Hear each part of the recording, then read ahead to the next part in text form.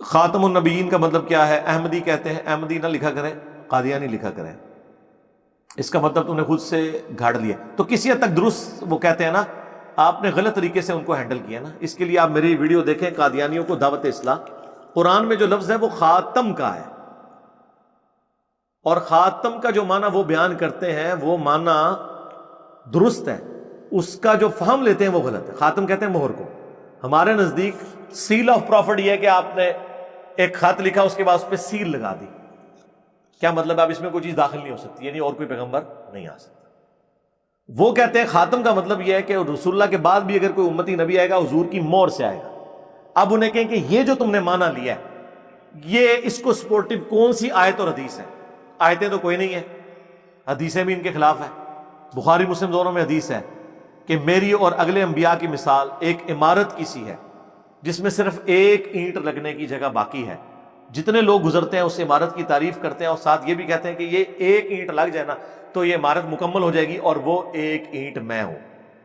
اور جب ایک اینٹ کی جگہ باقی ہے تو غلام احمد قادیانی دجال کس طرح دعوی نبوت کر سکتا ہے؟ جگہ ہی ایک اینٹ کی ہے۔ اور مجھے بتائیں، اگر وہ کہتا ہے کہ ہم امتی نبی کا دعویٰ کر رہے ہیں، تو اس امت میں اگر کوئی شخص امتی نبی بننے کا حقدار تھا تو مولا علی تھے۔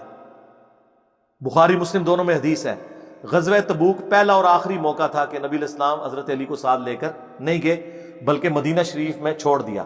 تو حضرت علی رونا شروع ہو گئے، تو نبی علیہ السلام نے ان کو تسلی دی اور فرمایا کیا تم اس بات پر راضی نہیں کہ تمہاری میرے ساتھ وہی نسبت ہے جو ہارون کی موسیٰ کے ساتھ، مگر میرے بعد کوئی نبی نہیں۔ تو اسی لیے پہ میں بولتا ہوں کہ اگر مولا علی نبی نہیں ہے، حالانکہ ان کی نسبت ہارون اور موسیٰ والی ہے، قرآن میں یہ جو دو نسبتیں آئی ہیں دونوں پیغمبر تھے۔ حضرت موسیٰ کے لیے سپورٹو پیغمبر کون تھے؟ ہارون علیہ السلام، ان دونوں پر اللہ کی سلامتی ہو۔ نبی علیہ السلام کے لیے سپورٹ کے طور پر مولا علی تھے، اسی نسبت میں تو پیغمبر بھی ہوتے اگر ختم نبوت نہ ہوئی ہوتی۔ اور حضور نے ساتھ کہہ دیا مگر میرے بعد کوئی نبی نہیں، تو سرکار اگر مولا علی نبی نہیں ہے نا، امتی نبی بھی نہیں ہے، تو غلام احمد قادیانی دجال تو شاہی کوئی نہیں۔ یہ جو مولا علی کی شان میں حدیث جو بخاری اور مسلم دونوں میں موجود ہے، اور امام بخاری امام مسلم نے حضرت علی کی شان میں پہلی حدیث ہی یہی لی ہے۔ مجھ سے اگر کوئی پوچھے نا کہ اس پلانٹ ارتھ پہ حضرت علی کی شان میں نمبر 1 حدیث کون سی ہے، تو یہی ہے کہ علی کی میرے ساتھ وہی نسبت ہے جو ہارون کی موسیٰ کے ساتھ، مگر میرے بعد کوئی نبی نہیں۔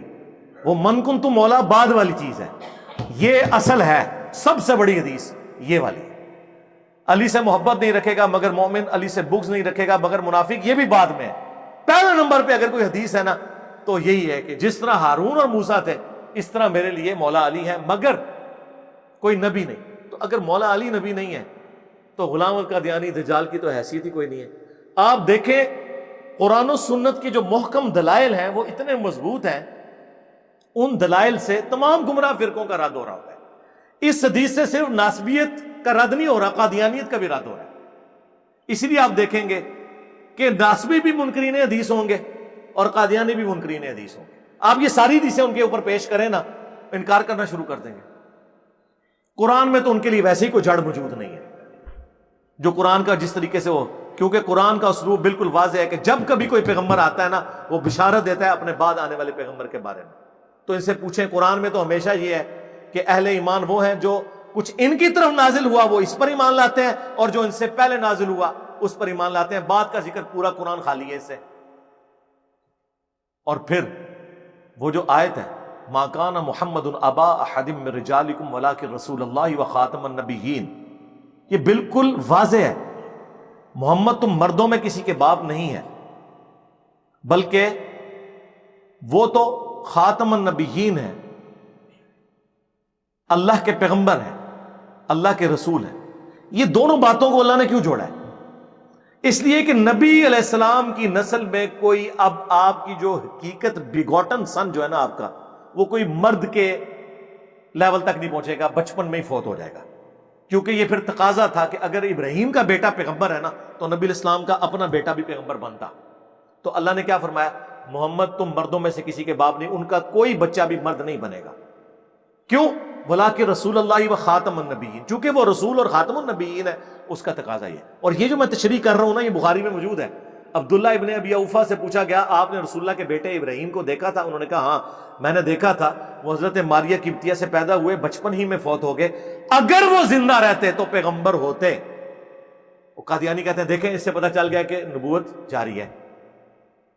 ہم کہتے ہیں آگے بھی پڑھو، آگے لکھا ہے عبداللہ ابن ابی اوفا کہتے ہیں چونکہ رسول اللہ آخری نبی ہیں اس وجہ سے وہ بچپن ہی میں فوت ہو گئے. یعنی حضور کے بچوں کا بچپن میں فوت ہو جانا اس بات کی دلیل ہے کہ حضور کے بعد اب کسی نے پیغمبر نہیں آنا. یہ بالکل واضح ہے. ورنہ اگر یہ کہتے ہیں یہ تو پیغمبر ہے امتی پیغمبر، تو امتی پیغمبر مولا علی کیوں نہیں؟ کتنی بڑی پھکی ہے. اگر امتی نبی بھی ماننا ہے تو پھر وہاں سے شروع کرو نا جہاں بڑے لوگ اویلیبل ہیں. بخاری میں ابو داؤد میں حدیث ہے، اے اللہ ابراہیم اپنے 2 بیٹوں اسماعیل اور اسحاق کو ان کلمات کے ذریعے تیری پناہ میں دیتے تھے، اور میں اپنے 2 بیٹوں حسن و حسین کو ان کلمات کے ذریعے تیری پناہ میں دیتا ہوں، اعیذکما بکلمات اللہ التامہ من کل شیطان وہامہ ومن کل عین لامہ. نبی علیہ السلام کیا فرما رہے ہیں؟ یہ حدیث بخاری میں بھی ہے ابو داؤد میں بھی، کہ ابراہیم کے 2 بیٹے اسماعیل اور اسحاق، اور میرے 2 بیٹے کون؟ حسن اور حسین. کیا نسبت ہے!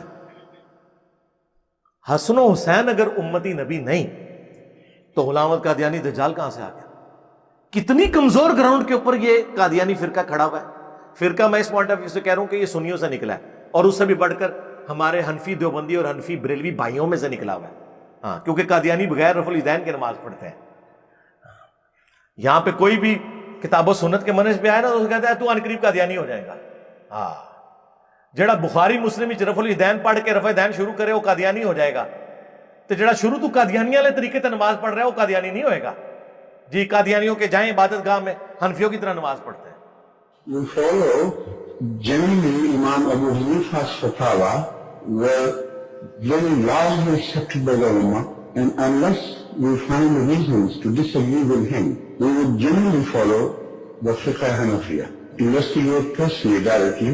The overbearing principle should be that you follow Hazrat Imam Abu Hanifa. This is the entire attitude of Jamaat Ahmadiyya. یار یہ کتنی بڑی بات تھی. اہل حدیث پچھلے 100 سال میں یہ بات نہیں حنفیوں کو بتا سکے کہ وہ ہمیشہ اہل حدیث کی گالی کھاتے تھے کہ تو وہابیوں ہے نا قادیانی ہو جائے گا. اہل حدیث اپنی عوام کو یہ نہیں بتا سکے کہ حنفیوں کی طرح نماز پڑھتے ہیں قادیانی. انہوں نے اگے دین دا کے کام کرنا سی. ختم نبوت کے اعلان کے بعد اگر مگر کی گنجائش رہ جاتی ہے، اگر میرے بعد کوئی نبی ہوتا. جی اگر مگر اس لیے ہوتا ہے کہ سمجھانے کے لیے ہوتا ہے. یہ جیسا کہ بخاری مسلم میں حدیث ہے، علی کی میرے ساتھ وہی نسبت ہے جو ہارون کی موسیٰ کے ساتھ، مگر میرے بعد کوئی نبی نہیں. تو بتا دیا، قرآن میں موجود ہے قل ان کان للرحمن ولد فانا اول العابدین. بالفرض اے نبی تم فرماؤ اگر رحمان کا کوئی بیٹا ہوتا تو میں اسے پوج رہا ہوتا. اب یہ اگر مگر کی ضرورت تھی جبکہ لم یلد ولم یولد نازل ہوا ہے پھکی. قل ان کان للرحمن ولد فانا اول العابدین. اے نبی تم فرماؤ اگر رحمان کا کوئی بیٹا ہوتا تو میں بھی اسے پوج رہا ہوتا. یعنی عیسیٰ ابن مریم بیٹے نہیں ہیں. تو یہ سمجھانے کے لیے ہوتا ہے. اسے کہا جاتا ہے تعلیق بالمحال، ایک محال چیز کے ذریعے مثال بیان کرنا. اسی کے تحت میں نے کہا تھا نا یار کہ اگر قادیانی مجھے مسلمان مان لیں تو میں انہیں مسلمان کہہ دوں گا، لیکن یہ ہو نہیں نہ سکتا. جیسا کہ قرآن میں آیا کہ رحمان کا کوئی بیٹا ہوتا تو میں اسے پوج رہا ہوتا. یہ ہو نہیں نہ سکتا. اور یہ بات اس لیے کی جاتی ہے کہ جو ہمیں غلام احمد قادیانی کو دجال کہتے ہوئے بھی کہے کہ ہم مسلمان ہیں تو اس کا مطلب ہے کہ وہ ہماری بات کے ساتھ ایگری کر رہا ہے کہ اس کا جو کلیم کیا ہوا شخص ہے وہ واقعی دجال ہے، کیونکہ نبی کا انکار کرنے والا کوئی مسلمان نہیں ہو سکتا. اسے تعلیق بالمحال کہا جاتا ہے. اور یہ ہمیشہ سے تعلیق بالمحال کے ذریعے سمجھانے کا سلسلہ قرآن میں، احادیث میں، فقہا کی کتابوں میں رہا ہے. لیکن صرف اس لیے کہ ان کے ناموں کے ساتھ انجینئر نہیں آتا تھا وہ بچ گئے.